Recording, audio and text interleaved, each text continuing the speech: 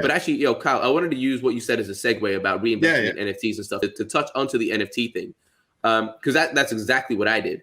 Because I think most people that do watch, if they don't know or already, like I had quite a few ETH lizards, and I took some of the profit of that and reinvested that into what I consider a blue chip was VFriends. For the same reason, it's like, all right, cool. I'm heavy on ILLUVIUM. I'm heavy on ETH lizards. Let me use some of that profit to diversify. And again, I think what you're saying is the right thing. And how I wanted to segue that was there's been news recently about Instagram. Instagram is now looking to introduce NFTs onto their platform. I just want your take on that. And what do you think that's going to do for, like, I don't want to use the word normies, but for the sake of this conversation, what do you think that's going to do for the normies? And how do you think that's going to get them involved in the NFT space? Do you think they're going to care? Do you think it's going to, like, just what are your thoughts on that? Yeah, so let me preface with this a little bit. I actually talked about this a little bit on Crypto Stash's channel, but cool. Yeah, but let me preface with this a little bit. Facebook, aka Meta, they actually have deep integration with Shopify, who's also signaled for NFT support. Okay, you get where I'm going with this? Yeah. When it comes to independent businesses, aka creators, aka artists, and you see Instagram talking about how they value creators, aka business people who have their own, if you're an artist, you have to make money somehow. And I could see that being like how they could build this out, because with Instagram, artists live there. Like there's a lot of artists that I follow, that I look at, and there's a lot of collectors. Like if you look at the Instagram app, people go live on there all the time, selling stuff live, like right off of Instagram. Oh, crazy. Yeah, and it's like a huge actual niche. Like there's tennis shoes, literally a whole entire Instagram channel is dedicated to just selling comics. Now, if you can imagine NFT collectibles, which they have said exactly that verbiage, collectibles, and they're like, I see more and more companies, instead of saying NFTs, they'll say collectibles. But you also combine that with art. So what I see how that's going to affect, society is I think that's the future, like literally.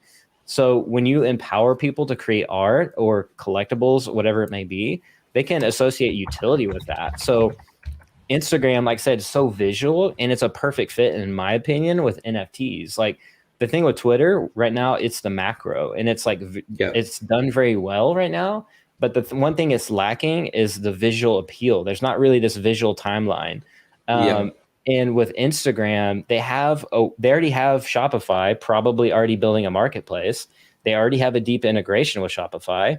They already have their own e-commerce, support as well. Like they could. So what I'm saying is they could easily build blockchain support for an NFT marketplace at the end of the day. Yeah. Especially with Shopify on their like covering them, as well.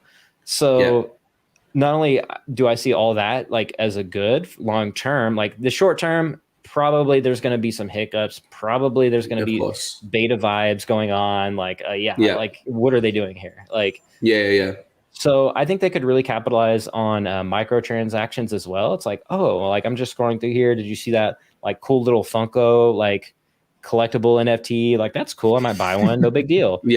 Some people are going to, like kids growing up with this activated on Instagram, probably will just sit around all day browsing Instagram, collecting NFTs, selling them, flipping them, creating a living. They could live anywhere. So this could be game changing for people in all countries. Like, so that's long term thinking. Like that's not short term. So don't go and like throw your money into in the next 3 months at a stock or something crazy. It might be a good idea, but I'm buying Meta stock. I'm not gonna lie. I actually have some hot takes on it all. I think I see it a little bit differently. The digital space is very much about representing yourself, and I think NFTs have captured that for crypto. But they took it a little bit in a different direction than I think it was intended. NFTs were supposed to personalize yourself.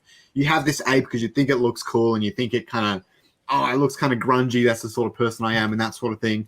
Maybe that was some of its original intention, but nowadays it's, I have this ape, I'm rich, get around it. It's a giant flex. But I've been hearing this a lot lately, all over the radio and articles and all sorts of things, that Instagram is the next Tinder. Now, apparently it's supposed to be practically a dating app now. I don't really use Instagram, so I don't know how truthful that Yeah, speaks. I don't really use Instagram either. I'm not gonna lie. Apparently it's a little bit like that, but it's really interesting. Like, if I was like single and some chick is like in my DMs and she has like this base E, right, in her account, and I can see that, does that change the way I react to the dating app? 100%. Yeah, I think 100%. So. It's like sliding into somebody's like DMs and that's like exactly it, yeah. You're just sitting next to a Lambo or something, you know. It's like, whoa, what is that? You know? Yeah, and I think the cool thing is like, because I think it is like normal human nature to do those things, and I think it's cool because like you say, if you're next to a Lambo, that could be posed, that could be like fake.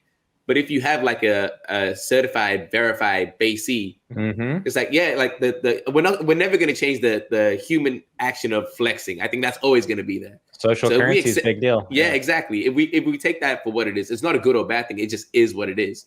Right. Like the fact that you can verify it, like variably flex, I think is a much better alternative to what we have now. So it's like, if you're really looking for the guy with the Lambo, cool. Now you see the guy with the base E.